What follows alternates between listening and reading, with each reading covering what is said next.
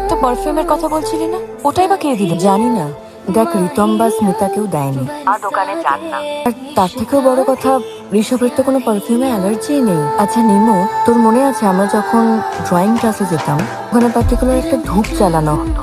এই ধূপের গন্ধটা যখন আজও পাই, আমার ড্রয়িং ক্লাসের কথাই মনে পড়ে। হয় না, এক একটা গন্ধে এক একটা স্মৃতি।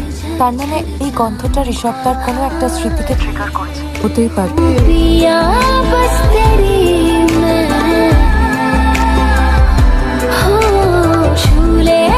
নমস্কার, আমি উল্টো দিকের বাড়িতে থাকি। আপনি কালকে আমাদের বাড়িতে মিষ্টি দিয়ে গেছেন। মাত্র ও আচ্ছা আচ্ছা, দাঁড়ান আমার মেয়ে হয়তো। সুরমা, রমা একবার এদিকে আয়। হ্যাঁ